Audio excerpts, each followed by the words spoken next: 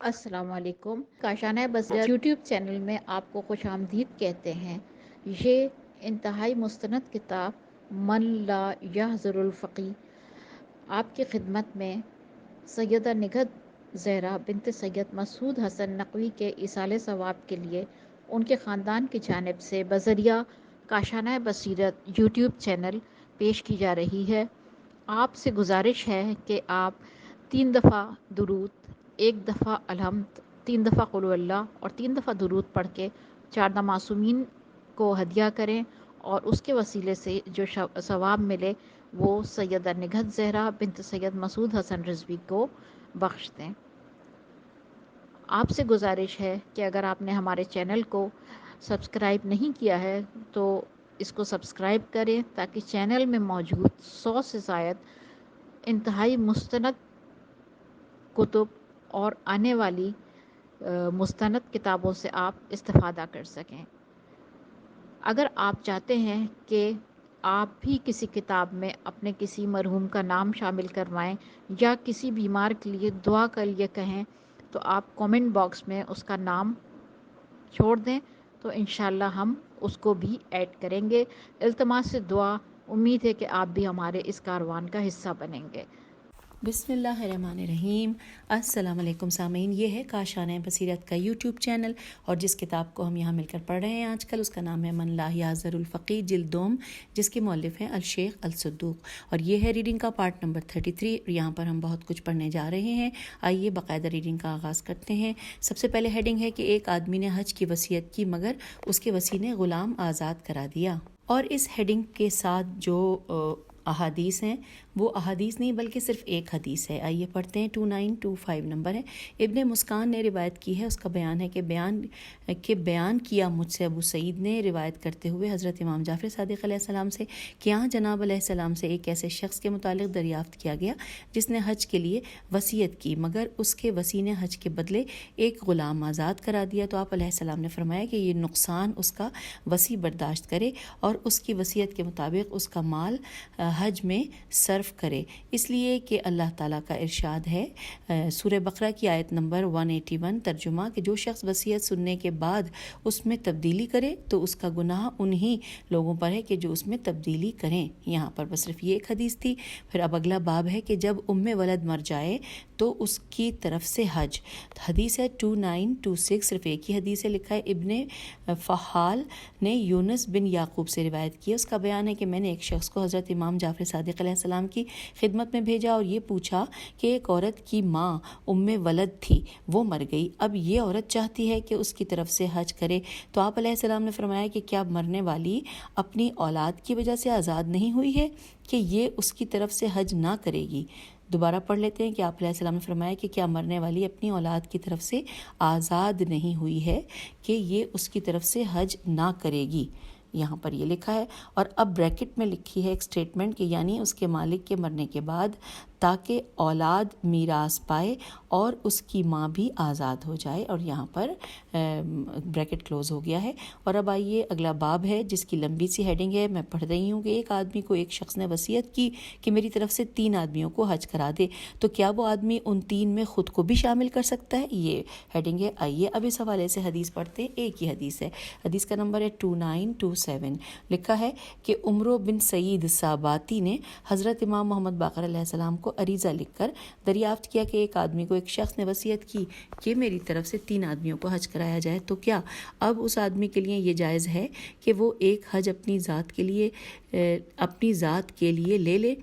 تو آن جناب علیہ السلام کی طرف سے خود ان کے ہاتھ کی لکھی ہوئی تحریر آئی اور میں نے اس کو پڑھا کہ وہ اس کی طرف سے حج کرے انشاءاللہ، اور اس کے لیے بھی اس کے مثل ثواب ملے گا اور اس کے ثواب میں انشاءاللہ کوئی کمی نہ ہوگی۔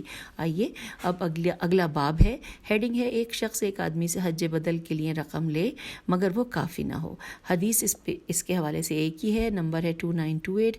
علی بن مہزیار نے محمد بن اسماعیل سے روایت کی ہے، اس کا بیان ہے کہ میں نے ایک شخص کو حکم دیا کہ وہ حضرت امام ابو الحسن علیہ السلام سے دریافت کرے کہ ایک شخص نے ایک آدمی سے حج کرنے کے لیے رقم لی مگر وہ رقم کافی نہیں پڑی، تو کیا اس کے لیے یہ مناسب ہے کہ وہ ایک دوسرے آدمی سے دوسرے حج کے لیے رقم لے اور اس کے اخراجات حج میں کشادگی پیدا کر دے؟ اس طرح دونوں کی طرف سے حج ہو جائے یا دونوں کو چھوڑ دے۔ اگر ان دونوں میں سے کسی ایک کی رقم کافی نہ ہو تو اس شخص نے آ کر بیان کیا کہ جناب علیہ السلام نے فرمایا کہ میرے نزدیک پسندیدہ و بہتر یہ ہے کہ حج خالص ایک کے لیے ہو، اگر رقم حج کے لیے کافی نہ ہو تو اس سے نہ لے۔ اب یہاں پر اگلا باب ہے کہ حج کی وصیت مگر اس کی رقم حج کے لیے کافی نہ ہو، یہ ہیڈنگ ہے۔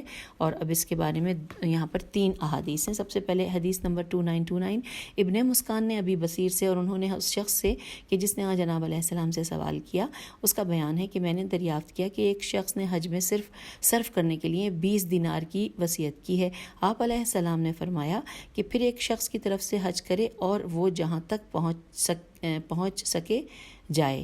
پھر اگلی حدیث 2930 نمبر ہے کہ اور ابراہیم بن مہزیار نے حضرت امام حسن عسکری علیہ السلام کو خط لکھا کہ میرے آقا و مولا آپ علیہ السلام کے ایک مولائی علی بن مہزیار نے یہ وصیت کی ہے کہ ہر سال 20 دینار میں ایک حج اس کی طرف سے اس جائیداد سے کیا جائے جس کی پیداوار کا 1/4 اس نے آپ علیہ السلام کے لیے قرار دیا ہے، مگر جب سے بصرے کا راستہ منقطع ہوا ہے لوگوں کے اخراجات بڑھ گئے ہیں اور اب یہ 20 دینار لوگوں کے اخراجات کے لیے کافی نہیں ہوتے۔ اور اسی طرح آپ کے متعدد مولائیوں نے بھی دو حجوں کی وصیت کی ہے۔ تو آپ علیہ السلام نے خط کے جواب میں لکھا کہ 3 حجوں کو 2 حج بنا لو انشاءاللہ تعالی۔ یہاں بس یہ لکھا ہے۔ پھر اگلی حدیث 2931 نمبر ہے کہ اور علی بن محمد حزینی نے جناب علیہ السلام کو ایک خط لکھا کہ میرے چچا زاد بھائی نے وصیت کی ہے کہ ہر سال میری طرف سے 15 دینار سے حج کیا جائے، مگر یہ 15 دینار حج کے لیے کافی نہیں ہے۔ آپ علیہ السلام مجھے اس کے متعلق کیا حکم دیتے ہیں؟ تو آپ علیہ السلام نے جواب میں تحریر فرمایا کہ وہ حج کو ایک حج میں قرار دے لو، کہ 2 حج کو وہ نہیں بلکہ 2 حج کو ایک حج میں قرار دے لو انشاءاللہ تعالی، بے شک اللہ جانتا ہے کہ کوئی کیوں جا رہا ہے۔ اور اب آئیے اگلا باب ہے جس کی ایک ہی حدیث ہے، جس میں اور باب کی ہیڈنگ ہے کہ کسی کی رکھی ہوئی امانت سے حج کرنا۔ آئیے جانتے ہیں۔ حدیث نمبر 2932 پہ لکھا ہے کہ سوید قلا سین واو یہ دال قاف لام الف حمزہ نے ایوب بن حر سے، انہوں نے برید اجلی سے، اور انہوں نے حضرت امام جعفر صادق علیہ السلام سے روایت کی ہے۔ ان کا بیان ہے کہ ایک مرتبہ میں نے جناب علیہ السلام سے دریافت کیا کہ ایک شخص نے میرے پاس کچھ مال بطور امانت رکھا اور پھر وہ مر گیا اور اس نے حجت الاسلام نہیں کیا تھا اور اس کے لڑکے کے پاس کوئی مال نہیں ہے۔ آپ علیہ السلام نے فرمایا کہ اس امانت سے اس کی طرف سے حج کیا جائے اور حج کے خرچ سے جو مال بچے وہ اس کے لڑکوں کو دے دیا جائے۔ اور آئیے اب اگلی حدیث ہے۔ حدیث سے پہلے ہم پڑھ لیتے ہیں ہیڈنگ، اور ہیڈنگ میں لکھا ہے کہ ایک شخص مر جائے مگر اس کی اولاد کو معلوم ہی نہ ہو کہ اس نے حج کیا تھا یا نہیں، یہ ہیڈنگ ہے۔ حدیث ہے 2933 نمبر پہ لکھا ہے حضرت امام جعفر صادق علیہ السلام سے دریافت کیا گیا کہ ایک شخص مر گیا، اس کا ایک لڑکا ہے مگر اس کو نہیں معلوم کہ اس کے باپ نے حج کیا تھا یا نہیں۔ تو آپ علیہ السلام نے فرمایا کہ لڑکا اپنے باپ کی طرف سے حج کرے، اگر اس کے باپ نے حج کر لیا تھا تو اس کے نام اعمال میں حج مستحب لکھ دیا جائے گا اور لڑکے کے نام اعمال میں حج فریضہ لکھ دیا جائے گا، اور اگر اس نے حج نہیں کیا تھا تو اس کے نام اعمال میں حج فریضہ اور لڑکے کے نام اعمال میں حج مستحب لکھ دیا جائے گا۔ اور اب اگلا باب ہے باپ کی طرف سے حج تمتع کرنے والا، اور یہ ہیڈنگ ہے۔ اس میں ایک ہی حدیث ہے، لکھا ہے حدیث نمبر 2934 جعفر بن بشیر نے الا سے عین لام الف حمزہ سے، اور انہوں نے محمد بن مسلم سے، انہوں نے حضرت امام محمد باقر علیہ السلام سے روایت کی ہے۔ ان کا بیان ہے کہ ایک مرتبہ میں نے جناب علیہ السلام سے ایک ایسے شخص کے متعلق دریافت کیا جو اپنے باپ کی طرف سے حج کر رہا ہے، کیا وہ تمتع کرے؟ تو آپ علیہ السلام نے فرمایا کہ ہاں، تمتع اس کے لیے ہوگا اور حج اس کے باپ کے لیے ہوگا۔ اور اب اگلی ہیڈنگ ہے حج کو تاخیر میں ڈالنا۔ اس حوالے سے کچھ مزید احادیث ہیں، 4 احادیث ہیں۔ سب سے پہلے ہے حدیث نمبر 2935، محمد بن فضیل سے روایت ہے، اس کا بیان ہے کہ ایک مرتبہ میں نے حضرت ابوالحسن علیہ السلام سے اللہ تعالیٰ کے اس قول کے متعلق دریافت کیا کہ جو سورہ اسراء کی آیت نمبر 72 ہے، ترجمہ کہ جو شخص اس دنیا میں جان بوجھ کر اندھا بنا رہا اور وہ آخرت میں بھی اندھا ہی رہے گا اور نجات کے راستے سے بہت دور بھٹکا ہوا ہوگا۔ پھر یہاں پر ترجمہ مکمل ہوا تو آپ علیہ السلام نے فرمایا کہ یہ آیت اس شخص کے لیے نازل ہوئی ہے کہ جو حجت الاسلام یعنی پہلا حج کرنے میں تاخیر کرتا ہے، جبکہ اس کے پاس وہ تمام وسائل ہیں جن سے وہ حج کر سکے، اور یہ کہتا رہے کہ اس سال کروں گا، اس سال حج کروں گا، اور حج کرنے سے پہلے ہی مر جائے۔ اور اب یہاں پر اگلی حدیث ہے، نمبر ہے 2936، لکھا ہے معاویہ بن عمار سے روایت کی گئی ہے، اس کا بیان ہے کہ ایک مرتبہ میں نے جناب علیہ السلام سے ایک ایسے شخص کے متعلق دریافت کیا جس کے پاس مال و دولت سب کچھ موجود تھا مگر اس نے قطعی کوئی حج نہیں کیا۔ آپ علیہ السلام نے فرمایا کہ یہ ان لوگوں میں سے ہے جس کے متعلق اللہ تعالیٰ کا ارشاد ہے کہ سورہ طٰہٰ کی آیت نمبر 124 کہ ہم اس کو قیامت کے دن اندھا بنا کر اٹھائیں گے۔ یہ ترجمہ مکمل ہوا۔ یہاں پہ لکھا ہے میں نے عرض کیا سبحان اللہ، اندھا؟ آپ علیہ السلام نے فرمایا کہ اللہ نے اس کو خیر کے راستے سے اندھا کر دیا ہے۔ اور اب آئیے اگلی حدیث ہے اسی ٹاپک پہ 2937، صفوان بن یحییٰ نے زال یہ رہے زری محاربی سے، اور اس نے حضرت امام جعفر صادق علیہ السلام سے روایت کی ہے کہ آپ علیہ السلام نے فرمایا کہ جو شخص مر جائے اور حجت الاسلام نہ کرے، جسے نہ کوئی ایسی حاجت مانے تھی جس کی وجہ سے وہ مجبور تھا، اور نہ کوئی ایسا مرض تھا جس کی وجہ سے اس میں حج کرنے کی طاقت نہ تھی، نہ حاکم وقت کی طرف سے کوئی پابندی تھی، تو وہ یہودی یا نصرانی ہو کر مرا، بریکٹ میں لکھا ہے یعنی اس کا حشر ان لوگوں کے ساتھ ہوگا۔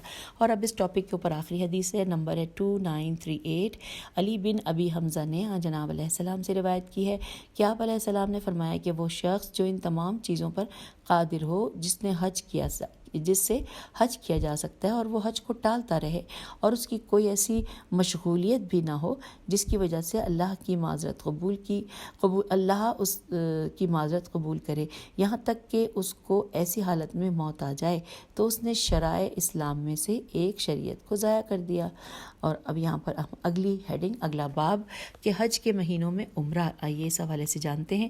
حدیث نمبر ہے 2939، سماع بن مہران نے حضرت امام جعفر صادق علیہ السلام سے روایت کی ہے کہ آپ علیہ السلام نے فرمایا کہ جو شخص ماہ شوال میں حج کے ارادے سے عمرہ کرے اور اس کی نیت یہ ہو کہ وہ عمرے کے بعد اپنے شہر واپس چلا جائے گا تو اس میں کوئی حرج نہیں، اور اگر وہ حج تک وہیں مقیم رہے تو یہ اس کا عمرہ تمتع ہوگا، اور اس لیے کہ حج اس کے مہینے شوال و ذی الحج، اور جو شخص ان مہینوں میں عمرہ کرے اور حج تک وہاں مقیم رہے تو یہ اس کا حج تمتع ہوگا، اور جو شخص عمرے کے بعد اپنے شہر واپس آ جائے اور حج تک وہاں قیام نہ کرے تو یہ اس کا عمرہ ہوگا، اور اگر کوئی شخص ماہ رمضان یا اس سے پہلے عمرہ کرے اور حج تک وہیں قیام کرے تو اس کا یہ عمرہ تمتع نہیں ہے، اور یہ مجادر ہے اور اس نے عمرہ مفردہ کیا ہے۔ اگر وہ چاہتا ہے کہ حج کے مہینوں میں حج کے لیے عمرہ تمتع کرے تو مکے سے نکل کر ذات عرق عین رقاف، اور اس کے بارے میں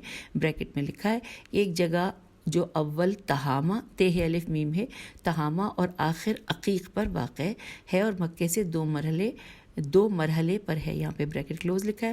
پھر یہ لکھا ہے یا اسفان عین سین فے الف نون، اس کے بارے میں لکھا ہے بریکٹ میں کہ مکہ و مدینہ کے درمیان ایک جگہ، اور بریکٹ کلوز ہو گیا، لکھا ہے وہاں چلا جائے اور وہاں سے حج کے لیے عمرہ تمتع کی نیت سے داخل ہو، اور اگر وہ حج مفردہ کرنا چاہتا ہے تو لکھا ہے جارانا جیم عین رے الف نون ہے، بریکٹ میں لکھا ہے مکہ اور طائف کے درمیان ایک جگہ، بریکٹ کلوز، جارانا جائے وہاں سے احرام باندھ لے۔ اور اب آئیے اگلی حدیث 2940، عمر بن یزید نے حضرت امام جعفر صادق علیہ السلام سے روایت کی ہے کہ آپ علیہ السلام نے فرمایا جو شخص عمرہ مفردہ کر رہا ہے تو وہ جب چاہے اپنے اہل و عیال کی طرف مکے سے نکل جائے، مگر یہ کہ 8 ذی الحج کو حاجیوں کا یوم خروج اس کو مل جائے۔ اور اب اگلی حدیث ہے 2941، اور عبد الرحمن بن ابی عبداللہ کی روایت میں ہے کہ جو انہوں نے حضرت امام جعفر صادق علیہ السلام سے کی ہے کہ آپ علیہ السلام نے فرمایا کہ ذی الحج کے پہلے عشرے میں عمرہ عمرہ تمتع ہے۔ اور اب اگلی حدیث ہے 2942 نمبر ہے۔ معاویہ بن عمار کا بیان ہے کہ ایک مرتبہ حضرت امام جعفر صادق علیہ السلام سے دریافت کیا گیا کہ ایک شخص نے حج مفردہ کیا تو کیا اس پر لازم ہے کہ حج کے بعد عمرہ بجا لائے؟ تو آپ علیہ السلام نے فرمایا کہ ہاں، اگر سر کا منڈوانا ممکن ہو تو بہتر ہے۔ اور اب اگلی حدیث ہے 2943 نمبر کے مفضل بن صالح نے ابی بصیر سے اور انہوں نے حضرت امام جعفر صادق علیہ السلام سے روایت کی ہے کہ آپ علیہ السلام نے فرمایا کہ عمرہ مفروضہ حج میم فے ریواؤ زود ہے، مفروضہ حج کے مانند ہے، پس اگر کسی نے عمرہ تمتع ادا کر لیا تو گویا اس نے عمرہ مفروضہ ادا کر لیا۔ اور اب اگلی حدیث ہے 2944 اور عبداللہ بن سنان نے جناب علیہ السلام سے ایک غلام کے متعلق دریافت کیا کہ جو دوپہر میں مویشی چرایا کرتا ہے، اس کی منشا ہے کہ عمرہ کر کے مکے سے نکل آئے گا۔ تو آپ علیہ السلام نے فرمایا کہ اگر وہ ذی القعدہ میں عمرہ کر رہا ہے تو بہتر ہے، اور اگر وہ ذی الحجہ میں کر رہا ہے تو بغیر حج کیے نکل آنا درست نہیں ہے۔ اور اب اس ٹاپک پہ آخری حدیث ہے 2945 نمبر ہے۔ اور رسول اللہ صلی اللہ علیہ وآلہ وسلم نے 3 عمرے متفرق طور پر کیے اور سب کے سب ذی قعدہ میں کیے۔ ایک عمرہ جس کا احرام آپ صلی اللہ علیہ وآلہ وسلم نے اسفان عین سین فے الف نون اسفان سے باندھا، وہی عمرہ حدیبیہ ہے۔ پھر اس کے بعد لکھا ہے کہ دوسرا عمرہ قضاء قاف زاد الف حمزہ جس کا احرام آپ نے جوحفہ جیم ہے فے ہے جوحفہ سے باندھا، اور تیسرا عمرہ جس کا احرام آپ صلی اللہ علیہ وآلہ وسلم نے جارانہ جیم عین رے الف نون ہے سے باندھا، غزوہ حنین سے طائف سے واپسی کے بعد۔ یہ پڑھ لیا ہم نے۔ اور اب آگے آئیے، باب ہے عمرہ مبتولہ، اور میم بے تے واو لام ہے اور بریکٹ میں لکھا ہے مفردہ میم فیرے دال ہے۔ لکھا ہے کہ یعنی عمرہ مبتولہ کا احرام اور اس سے محل ہونا اور اس کے مناسک، یہ اس کے بارے میں جانتے ہیں۔ حدیث ہے 2946۔ معاویہ بن عمار نے حضرت امام جعفر صادق علیہ السلام سے روایت کی ہے کہ آپ علیہ السلام نے فرمایا کہ اگر بغیر تمتع عمرہ کرنے والا مکے میں داخل ہو تو خانہ کعبہ کا طواف کرے اور 2 رکعت نماز مقام ابراہیم علیہ السلام کے نزدیک پڑھے اور صفا و مروہ کے درمیان سعی کرے، پھر اگر چاہے تو اپنے اہل سے ملحق ہو جائے۔ اور اب اگلی حدیث ہے 2947 نمبر ہے کہ اور انہی جناب علیہ السلام سے روایت کی گئی ہے کہ آپ نے فرمایا کہ جو شخص عمرے میں قربانی کا اونٹ ساتھ لائے تو وہ سر منڈوانے سے پہلے اس کو نہر کر دے، اور جو شخص عمرہ کر رہا ہو اور قربانی کے لیے اونٹ اپنے ساتھ لائے تو وہ اپنے اونٹ کو نہر کرنے کی جگہ نہر کر دے، اور وہ صفا و مروہ کے درمیان باب حناتین ہے نون الف تو یہ نون کے پاس ایک جگہ ہے جس کا نام حضورہ ہے زیواؤ رے ہے حضورہ ہے۔ اور اب اگلی حدیث ہے 2948 نمبر ہے کہ علی بن رعاب نے مسمع میم سین میم عین مسمع بن عبد الملک سے اور انہوں نے حضرت امام جعفر صادق علیہ السلام سے روایت کی ہے کہ ایک ایسے شخص کے متعلق کہ جو عمرہ مفردہ کرتا ہے، پھر خانہ کعبہ کا طواف مفروضہ کرتا ہے، پھر صفا و مروہ کے درمیان صحیح کرنے سے پہلے اپنی عورت سے مجامعت کر لیتا ہے، آپ علیہ السلام نے فرمایا کہ اس کا عمرہ فاسد ہو گیا، اس پر لازم ہے کہ ایک اونٹ نہر کرے اور مکے میں قیام کرے یہاں تک کہ وہ مہینہ گزر جائے جس میں اس نے عمرہ کیا تھا، پھر اس میقات پر جائے میم یہ قاف الف تے میقات پر جائے جسے رسول اللہ صلی اللہ علیہ وآلہ وسلم نے مقرر کیا ہے، اور وہاں سے احرام باندھے اور عمرہ کرے۔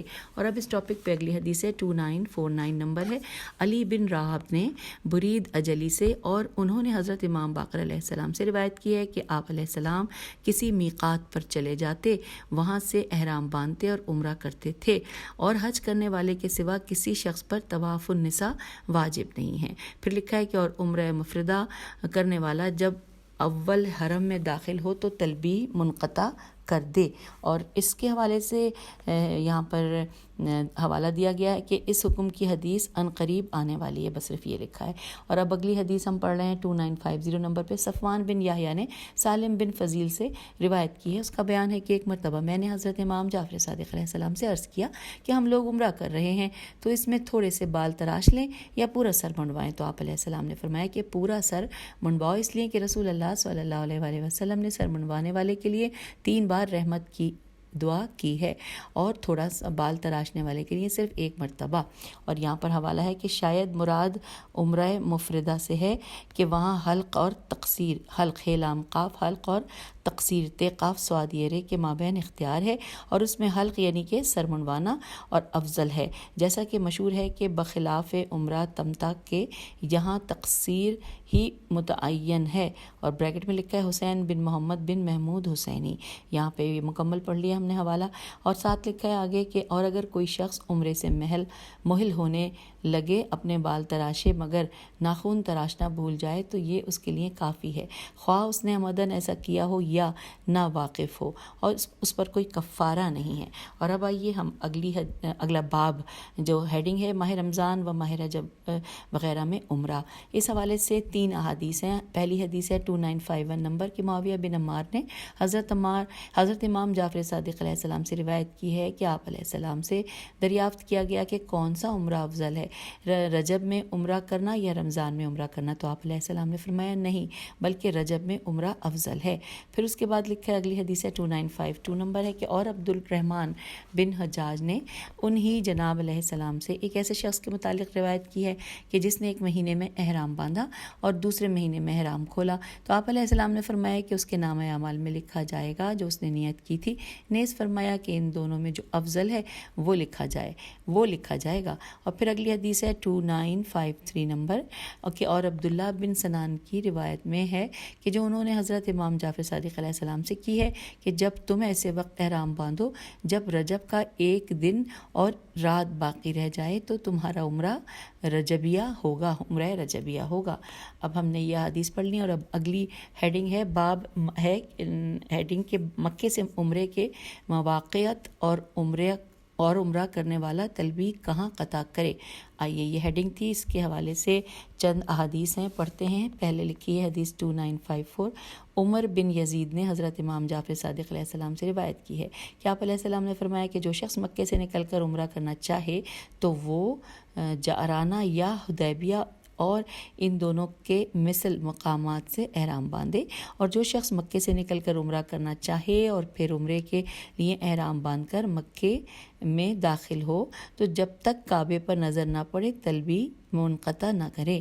اور اب اگلی حدیث ہے 2955 لکھا ہے کہ اور روایت کی گئی ہے کہ جب مسجد الحرام کو دیکھے تو تلبیہ منقطع کر دے، اور اس کے ساتھ ہی اگلی حدیث ہے 2956 کے نیز روایت کی گئی ہے کہ جب اول حرم میں داخل ہو تو تلبیہ منقطع کرے۔ اور آئیے اب اگلی حدیث پڑھتے ہیں 2957 لکھا ہے کہ اور فضیل کی روایت میں ہے کہ اس کا بیان ہے کہ میں نے حضرت امام جعفر صادق علیہ السلام سے دریافت کیا اور عرض کیا کہ میں عمرہ کر رہا ہوں تو تلبیہ کہاں منقطع کروں؟ تو آپ علیہ السلام نے فرمایا کہ اب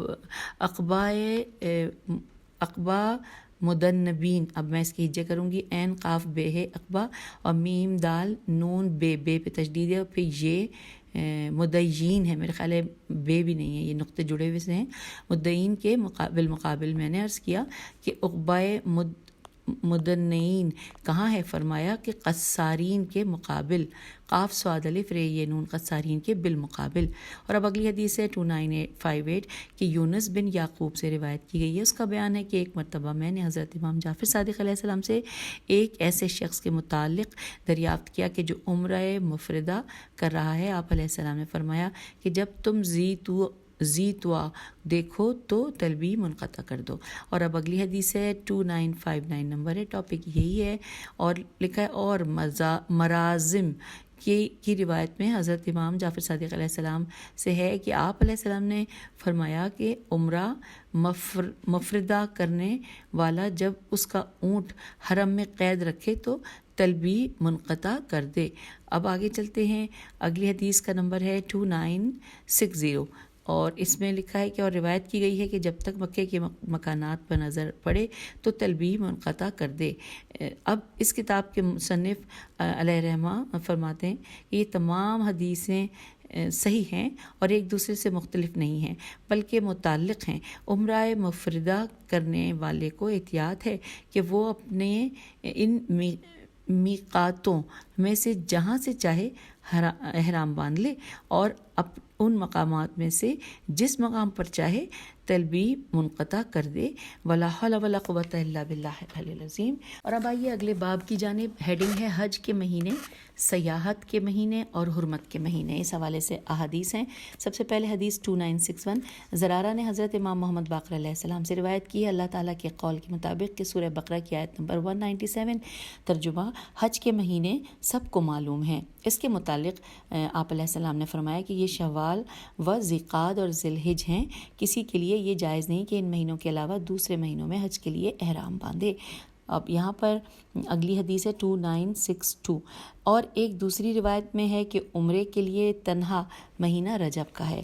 اور اس کے بعد اگلی جو ہے حدیث ہے وہ 2963 ہے کہ نیز آپ علیہ السلام نے فرمایا اللہ تعالیٰ نے زمین کا کوئی ٹکڑا ایسا پیدا نہیں کیا جو کعبے سے زیادہ اس کے نزدیک پسندیدہ اور مکرم ہو، اور اسی کے لیے اللہ تعالیٰ نے اپنی کتاب میں 4 مہینے محترم قرار دیے ہیں. جس دن اس نے آسمانوں اور زمینوں کو پیدا کیا ان میں سے پے در پے 3 مہینے حج کے لیے اور 1 مہینہ رجب کا عمرے کے لیے قرار دیا. اور اب آئیے اگلی حدیث پڑھتے ہیں. 2964 نمبر ہے. آن جناب علیہ السلام نے قول خدا یعنی کہ سورہ توبہ کی آیت نمبر 2 کا ترجمہ جو ہم پڑھنے جا رہے ہیں کہ تم لوگ 4 ماہ روئے زمین پر سیر و سیاحت کرتے پھرو، بریکٹ کلوز ہو گیا. یہ سورہ توبہ کی آیت نمبر 2 کا ہم نے ترجمہ پڑھا. لکھا ہے کہ اس کے متعلق جب پوچھا گیا تو 20 ذی الحج سے لے کر محرم و صفر و ربیع الاول اور ربیع الاخر کی 10 تاریخ تک 4 مہینے ہیں. ان 4 مہینوں میں ذی الحج کے ابتدائی 10 دنوں کا شمار نہیں. اور پھر اب اگلی حدیث ہے 2965 پہ. ابو جعفر احول الف ہے واو لام.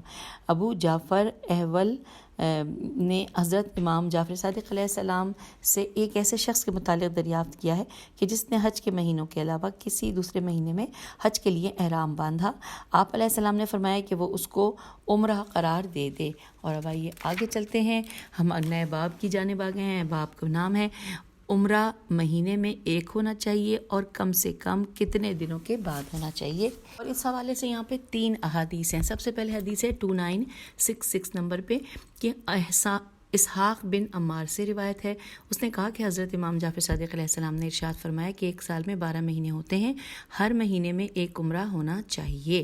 اچھا، اور اب آگے چلتے ہیں. حدیث نمبر 2967 علی بن ابی حمزہ نے حضرت امام ابو الحسن موسیٰ علیہ السلام سے روایت کی ہے کہ آپ علیہ السلام نے فرمایا کہ ہر مہینے میں 1 عمرہ ہونا چاہیے. راوی کا بیان ہے کہ میں نے عرض کیا کہ کیا اس سے کم مدت میں بھی ہو سکتا ہے؟ تو آپ علیہ السلام نے فرمایا کہ ہر 10 دن پر 1 عمرہ. اور پھر اب اگلی حدیث ہے 2968 ابان نے ابی الجارود سے، اور انہوں نے ان امامین علیہ السلام میں سے کسی ایک سے روایت کی ہے. اس کا بیان ہے کہ میں نے جناب علیہ السلام سے ماہ ذی الحج میں حج کے بعد عمرے کے متعلق دریافت کیا کہ آپ علیہ السلام نے فرمایا کہ بہتر ہے. تو اب آگے چلتے ہیں جو کہ اگلا باب آ گیا ہے. ہیڈنگ ہے اگر کوئی شخص کسی غیر کی طرف سے حج یا طواف کرے تو کیا کہے. اور اس حوالے سے یہاں پر 4 احادیث ہیں. سب سے پہلے حدیث نمبر 2969 ابن مسکان نے حلبی سے، انہوں نے حضرت امام جعفر صادق علیہ السلام سے روایت کی ہے کہ اس کا بیان ہے کہ ایک مرتبہ میں نے جناب علیہ السلام سے ایک ایسے شخص کے متعلق دریافت کیا کہ جو اپنے بھائی، اپنے باپ یا لوگوں میں سے کسی اور کی طرف سے حج کی قضا کر رہا ہے تو کیا اس کو یہ کہنا بھی چاہیے. اب یہاں سوالیہ نشان تھا جو کہنا چاہیے. تو آپ علیہ السلام نے فرمایا کہ ہاں وہ اپنے احرام کے بعد اسی وقت یہ کہے. آئیے اس کا ترجمہ پڑھ رہے ہیں کہ اے اللہ میرے سفر حج میں جو تھکن، مشقت، مصیبت یا پریشانی مجھے اٹھانی پڑے تو اس کا ثواب فلاں شخص کو عطا کر دے اور مجھے اس کی طرف سے قضا کا ثواب دے دے. یہ ترجمہ مکمل ہوا. اور اب اگلی حدیث ہے 2970 اور معاویہ بن عمار کی روایت میں ہے. اس کا بیان ہے کہ حضرت امام جعفر صادق علیہ السلام نے ارشاد فرمایا کہ جب تمہارا ارادہ ہو کہ اپنے بھائیوں میں سے کسی کی طرف سے خانہ کعبہ کا طواف کرو تو حجر اسود کے پاس آؤ اور کہو. ترجمہ کہ اے اللہ تو یہ طواف فلاں کی طرف سے قبول فرما. اب اگلی حدیث آ گئی ہے 2971 بزنتی نے اب روایت کی ہے بزنتی سے روایت کی گئی ہے. اس کا بیان ہے کہ ایک شخص نے حضرت امام ابو الحسن اول علیہ السلام سے دریافت کیا کہ اگر ایک شخص کسی دوسرے شخص کی طرف سے حج کر رہا ہے تو ضروری ہے کہ اس کا نام بھی لے. اب آپ علیہ السلام نے فرمایا کہ کوئی پوشیدہ شے اللہ سے پوشیدہ نہیں ہے. اور اب اگلی حدیث پڑھ رہے ہیں, پوشیدہ نہیں رہتی اور اب اگلی حدیث ہے 2972 نمبر ہے کہ مثنیٰ بن عبد السلام نے حضرت امام جعفر صادق علیہ السلام سے روایت کی ہے کہ ایک انسان کسی دوسرے انسان کی طرف سے حج کرے تو کیا ہر موقع پہ اس کا نام لے؟ تو آپ علیہ السلام نے فرمایا چاہے تو ایسا کرے اور چاہے تو ایسا نہ کرے. اللہ تعالیٰ کو معلوم ہے کہ اس نے اس کی طرف سے حج کیا ہے, لیکن قربانی کا جانور جب ذبح کرنے لگے تو اس کا نام لے. تو اب آئیے ہم اگلی ہیڈنگ کی جانب چلتے ہیں. باب ہے کہ کسی دوسرے کی طرف سے حج یا حج میں شرکت یا اس کی طرف سے طواف. اس حوالے سے یہاں پر 3 احادیث ہیں. پہلے لکھیے 2973 نمبر پہ معاویہ بن عمار نے روایت کی ہے. اس کا بیان ہے کہ ایک مرتبہ میں نے حضرت امام جعفر صادق علیہ السلام سے عرض کیا کہ میرے والد نے بھی حج کر لیا ہے اور میری والدہ نے بھی حج کر لیا ہے اور میرے بھائی نے بھی حج کر لیا ہے, لیکن میں چاہتا ہوں کہ ان سب کو اپنے حج میں داخل کر لوں. تو گویا میں یہ چاہتا ہوں کہ وہ سب حج میں میرے ساتھ ہوں, تو میرے ساتھ ہوتے. تو آپ علیہ السلام نے فرمایا کہ ان سب کو اپنے حج میں شریک کر لے, اللہ تعالیٰ ان لوگوں کے لیے بھی ایک حج قرار دے گا, تیرے لیے بھی ایک حج قرار دے گا, اور تو نے جو ان لوگوں کے ساتھ صلہ رحم کیا ہے اس کا ثواب بھی تیرے لیے ہے.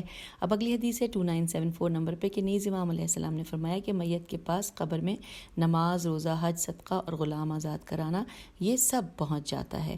اور اس میں حوالہ دیا گیا ہے کہ اسی کی مثل جلد نمبر 1 میں حدیث نمبر 557 گزر چکی ہے.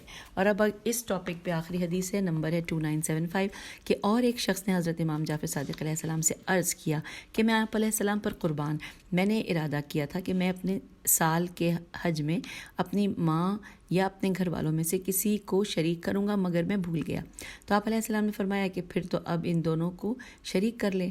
اب اس طرح اگلا باب ہے, یعنی کہ نام لکھا ہے اس کا قبل ترویہ اور 8 ذی الحجہ لکھا ہے, اور پھر ساتھ لکھا ہے منی کی طرف جانے میں جلدی کرنا.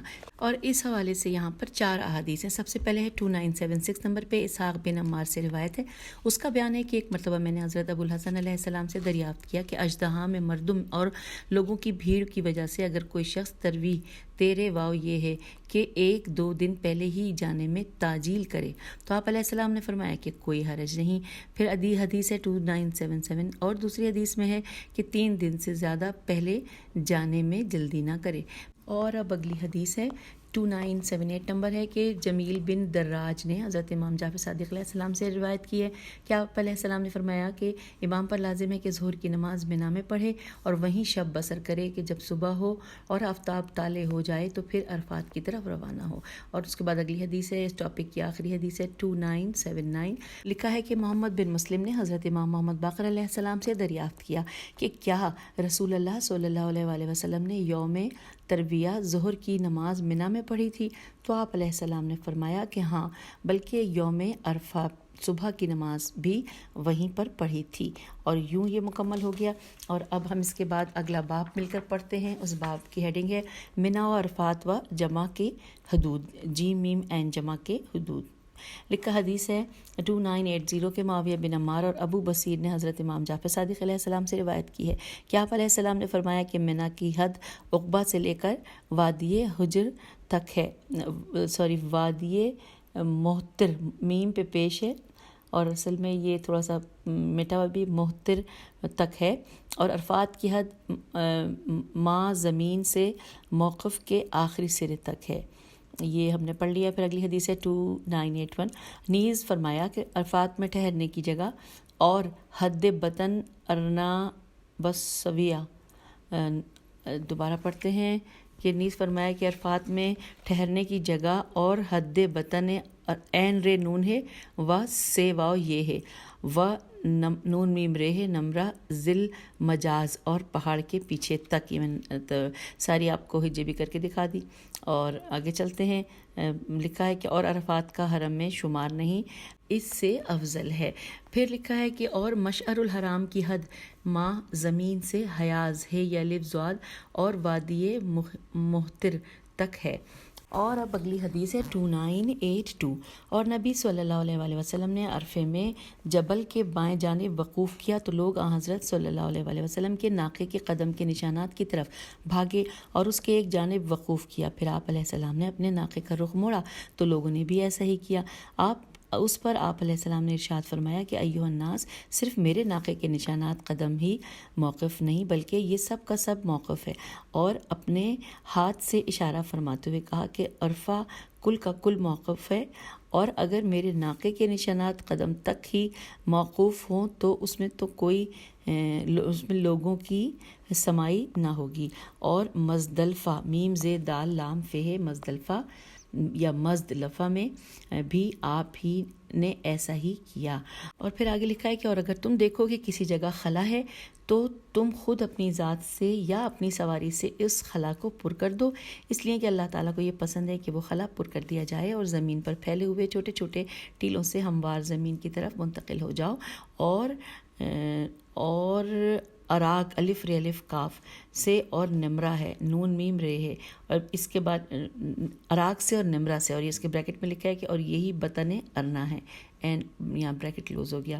تو پھر پڑھتے ہیں کہ اور اراک سے اور نمرہ سے اور سویا اور ذوالمجاز پر وقوف سے بچو۔ اس کی ہجہ کر لیتے ہیں، سے واو یہ ہے سویا، اور ذوالمجاز زال واو الف لام میم جیم الف زے پر وقوف واو قاف واو فے وقوف سے بچو، اس لیے کہ اس کا شمار عرفات میں نہیں ہے۔ اور اب اگلی حدیث ہے 2983 کے، اور ایک دوسرے حدیث میں ہے کہ اراک الف رے الف کاف والوں کا حج نہیں، اور یہ وہ لوگ ہیں کہ جو کوہ اراک کے نیچے وقوف کرتے ہیں۔ اور اس کے بعد پھر ہم آگے چلتے ہیں، مزید حدیث ہے 2984 کے، اور نبی صلی اللہ علیہ وسلم نے جمع میں وقوف کیا، جیم میم عین جمع میں وقوف کیا تو لوگ آپ صلی اللہ علیہ وسلم کے ناقے کے نشانات قدم کی طرف بڑھے تو آپ صلی اللہ علیہ وسلم نے کھڑے ہو کر ہاتھ ہلایا اور فرمایا کہ میں کھڑا ہوں اور یہ سب کا سب موقف ہے، میم واو قاف ہے۔ اور اب اس ٹاپک کی آخری حدیث ہے 2985، اور امام جعفر صادق علیہ السلام نے فرمایا میرے پدر بزرگوار مشعر الحرام میں جہاں شب بسر کرتے وہیں وقوف کرتے، اور وہ شخص جس نے اس سے پہلے کوئی حج نہ کیا ہو اس کے لیے مستحب ہے کہ اپنے پاؤں سے یا اپنی سواری سے مشعر میم شین عین رے مشعر کی زمین کو روندے، اور وہ شخص جس نے اس سے پہلے کوئی حج نہ کیا ہو اس کے لیے مستحب ہے کہ خانہ کعبہ کے اندر جائے۔ اور اب اگلی ہیڈنگ ہے، یہ بھی پڑھ لیتے ہیں، باب ہے عرفات کے راستے میں قصر کرنا، ایک ہی حدیث ہے 2986۔ معاویہ بن عمار نے روایت کی ہے، اس کا بیان ہے کہ ایک مرتبہ میں نے حضرت امام جعفر صادق علیہ السلام سے عرض کیا کہ اہل مکہ عرفات میں نماز پوری پڑھتے ہیں، تو آپ علیہ السلام نے فرمایا کہ ان لوگوں پر ویل ہو یا ان پر افسوس ہے کہ اس سے زیادہ سخت سفر اور کون سا ہوگا، اس میں تمام نماز نہیں پڑھی جائے گی۔ اور اس کے بعد اگلی ایک اور ہیڈنگ ہے باب کہ اس پہاڑ کا نام جس پر لوگ عرفے میں وقوف کرتے ہیں۔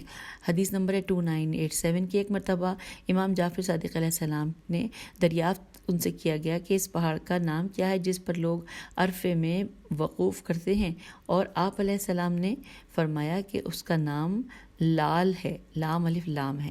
اور یہاں پر ہم نے ایک اور پڑھ لیتے ہیں کیونکہ اس کی بھی ایک ہی حدیث ہے کہ باب ہے مشعر الحرام سے کوچ کرنے کے بعد وہاں ٹھہرنے کی کراہت، یہ ہیڈنگ ہے۔ اور حدیث ہے 2988 کہ ابان نے عبد الرحمن بن عین سے، انہوں نے حضرت امام محمد باقر علیہ السلام سے روایت کی ہے کہ آپ علیہ السلام نے فرمایا کہ مشعر الحرام سے لوگوں کے کوچ کرنے کے بعد وہاں ٹھہرنا مکروہ ہے، اور کسی شخص کے لیے یہ جائز نہیں کہ طلوع آفتاب سے پہلے وہاں سے کوچ کرے، اور عرفات سے قبل غروب آفتاب، ورنہ اس پر ایک بکری ذبح کرنے کا کفارہ ہوگا۔ تو اب ہم آپ سے اجازت چاہتے ہیں اس نشست سے، اور یہ بتاتی چلوں کہ اگلی نشست میں ہم پڑھیں گے وادی میسر میں دوڑنا، وہ شخص جو مشعر الحرام کے وقوف کو جانتا نہ ہو اس کے لیے حکم، پھر جس شخص کا حج فوت ہو گیا ہے اس کے لیے شرعی حکم، اور پھر ہے رمی جمرات کے لیے حرم وغیرہ سے سنگریزے اٹھانا، اور بہت کچھ۔ تو انشاءاللہ ملتے ہیں اگلی نشست میں۔ خدا حافظ، فی امان اللہ۔